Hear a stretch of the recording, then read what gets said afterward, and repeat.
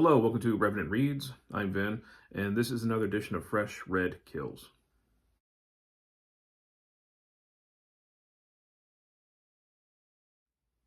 So my Fresh Red Kills videos, those are the videos where I talk about the books that I have recently finished reading.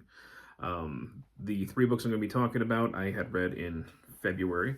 We're a little more than halfway through March right now, and I'm getting around to finally filming about these. And if you're new to my channel, I don't really call these sorts of videos book reviews. These are really just informal, unscripted discussions, just talking about, the things I thought about when I read these books. So I'm going to start with this. We have Sallust, in Oxford World Classics edition. So this is Cataline's Conspiracy, the Jugurthine War, and Histories, translated by William Batstone. So I read this for quarter one of Historathon 2025. Historathon, if you don't know, is a year-long reading event where we read, discuss, and celebrate nonfiction history. We divide the year up into quarters, each quarter being 3 months long, and each of those quarters looking at a different time period.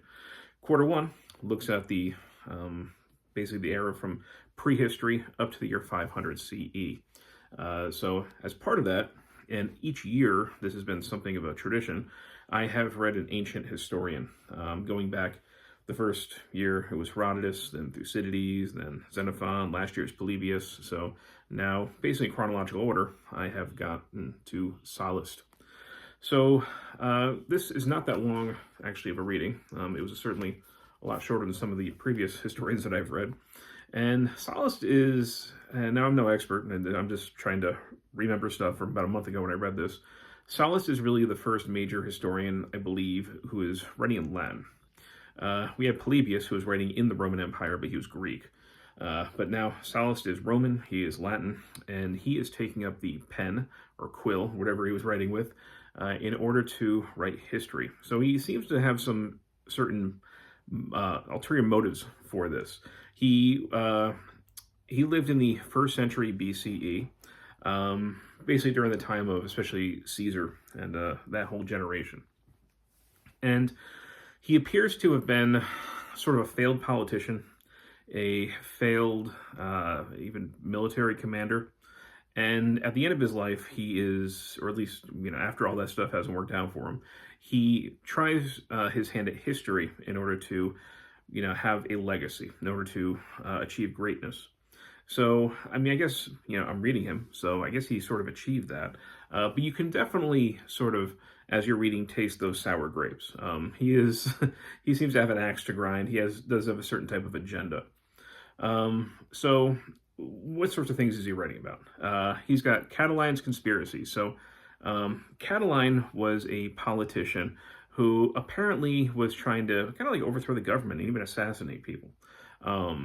Cicero famously gave a very anti-Catalinian speech in the Senate. I believe it was after Cataline had wanted to have him assassinated and Cicero found out about it.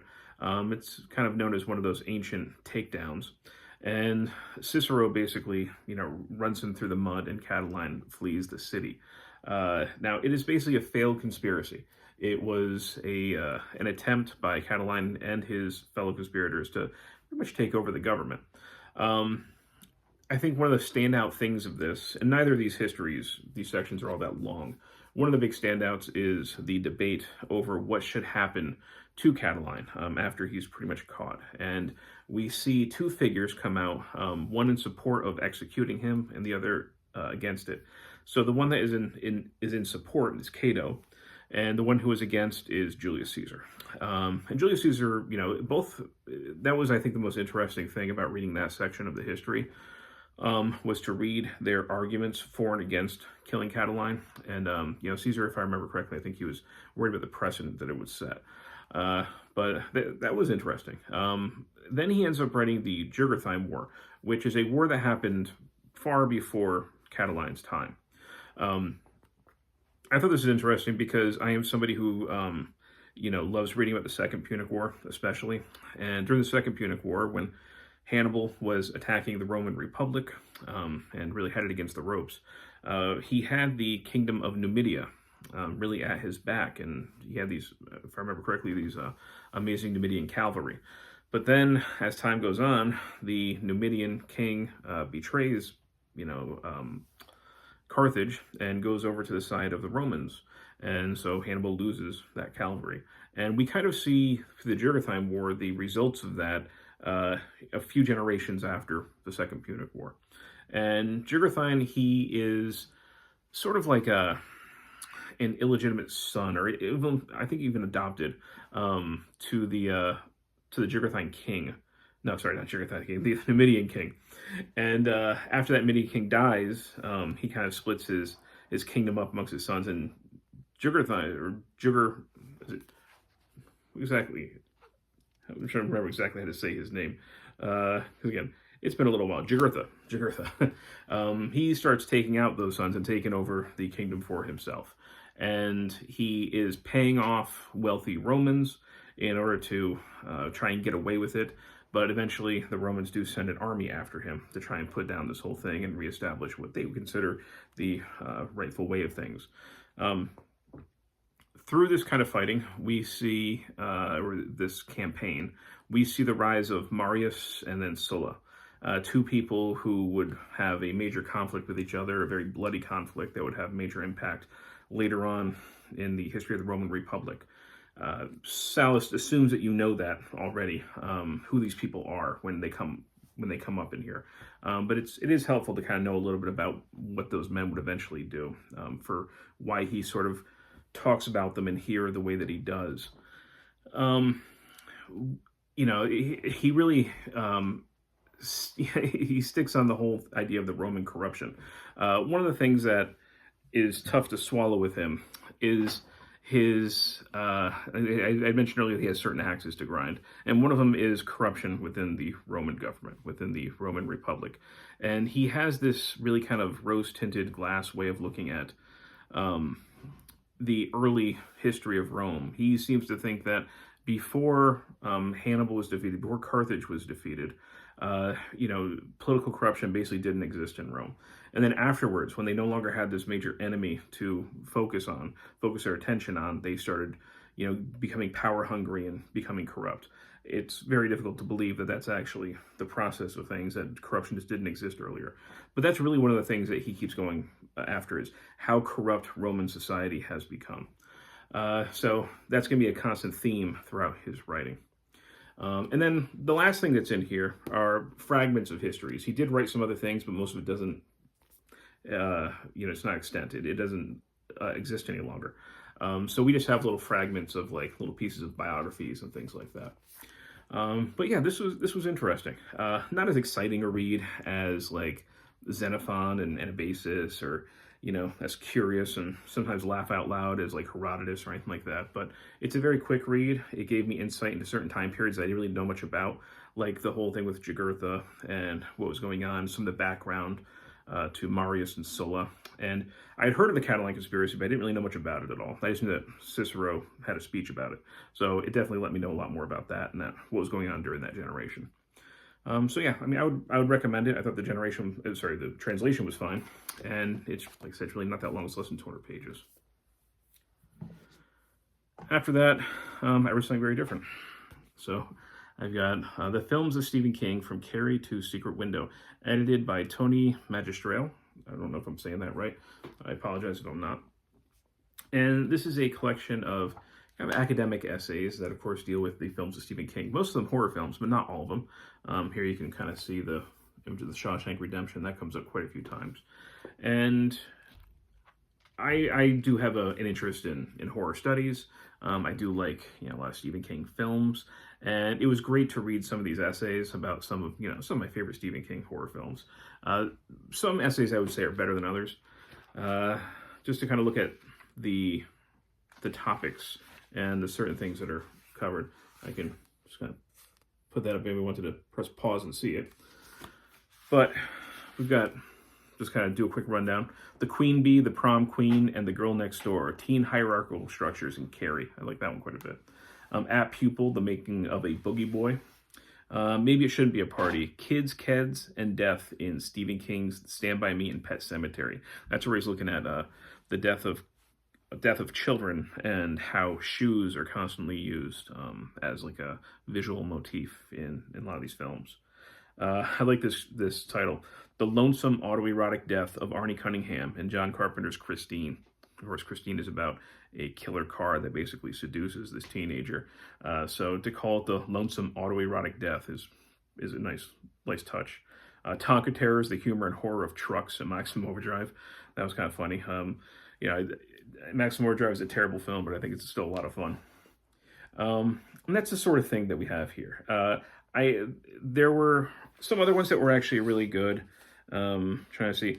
The Prisoner, The Pen, and The #1 Fan. Misery as a prison film. I thought that was actually a really good essay. It basically looks at Misery as the first in a trilogy of Stephen King prison films. The second one being The Shawshank Redemption. The third one being The Green Mile. But to look at Misery really as a prison film, as belonging to that milieu. Redemption Through the Feminine, The Shawshank Redemption, or Why Rita Hayworth's Name Belongs in the Title. That was quite a good one. Taking a look at some of the problems with the way race is depicted, especially the quote-unquote magical Negro trope that King uses quite a bit. The Feminist King about Dolores Claiborne, that was a really good essay. But they're pretty good. There were some in here that, I don't run into it too often, thankfully, when I'm reading academic work. Most of it I can usually get behind quite a bit. But there are times when, first of all, maybe it gets a little bit too Freudian, where, not everything is a sexual organ. Like sometimes a cigar is just a cigar. So I think that sometimes these essays lose their way in that. Not too many of them, but it does occasionally happen. And there is that tendency, I think, when somebody's academic focus is something like class, they see things like a Marxist lens, or if it's about race, then they tend to see class and race in everything, and especially, unfortunately, in places where I don't really think it belongs. So there were a couple essays in here that I just was not convinced by at all, and I felt like the writer was reaching a little bit too hard. But overall, I liked this collection, and made me want to rewatch a lot of those films. And the last time I'm going to talk about this was a pretty quick read. It was less than 200 pages. This is Witches Among Us, Understanding Contemporary Witchcraft and Wicca by Thorn Mooney. There's your author right there on the back. And Thorn Mooney, she is a Wicca high priestess, so she is a practitioner, but she is also within the academic world, basically in the realm of religious studies. And I had seen some YouTube videos, because she does make a lot of YouTube videos, and I enjoy watching them too. I'm not Wiccan, but I think it's nice to hear her perspective on things, and gives a really kind of intelligent window into that world.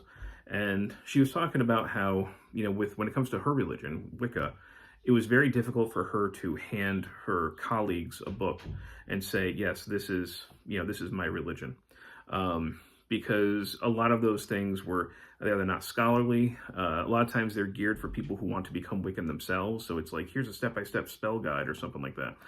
And she just wanted something that she could hand to non-witches and non-Wiccans that they could read, and they would get into sense of what the whole thing is about. So especially, if maybe somebody had converted to Wicca, or something like that, and they wanted to, their family members want to understand more. It's like, this is the kind of book that you can hand them so that they can understand that world. And I thought she did a pretty good job with it. It's very readable, very understandable. Of course, it's meant to be. It's not meant to be for experts, right? It's meant to be for, your average reader, so they can just learn more about a certain religious subset.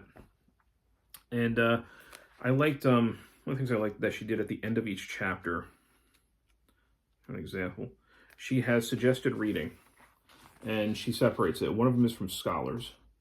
So at the end of each chapter, whatever subject she was talking about, she gives some recommended reading from scholars, but then she also has a section from witches. So, if you want the academic perspective, go to these books. If you want the witches perspective, go to those books.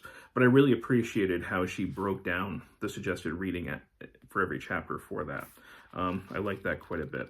And, I'd say I learned a good amount. A lot of the stuff I knew, but it did still help to clarify certain things for me. She does open up, I'm really glad when I see this because I don't always see it, but she does leave witchcraft open to people who are not necessarily supernaturalists, people who might see spell work as, like psychosomatic stuff, or, seeing it more as like a symbolic personal ritual rather than actually like, manipulating energy or something like that. So she leaves the umbrella or the tent large enough for those people to exist, which as an atheist, I always am on the lookout when I read things about witchcraft or paganism or something like that. I always see if do they leave that door open for those people. Most of the time they do not, but occasionally they do, and I'm glad that she did here. And it did clarify certain things for me, like certain writers that I've seen books from. Like there was like Silver Ravenwolf, I think is one of them, and I just never knew like how they necessarily fit into things, like what strand of witchcraft are they representing, are they talking about, and that helped to clarify certain things for me with that. So yeah, if you are like me, I'm not a witch. If you're an outsider and just want to learn more about the modern, this is not history, this is not about witch trials, not about the modern state of witchcraft, especially in the United States, I would recommend, checking this out and picking it up. I think you'll learn quite a bit from it. So yeah, that is at least 3 of the things that I read in February that I'm finally getting around to. So I've got Sallust, we got Witches Among Us, and we got the films of Stephen King. Now, if you read any of these, I'd love to hear your thoughts, as always, and thank you, BookTube.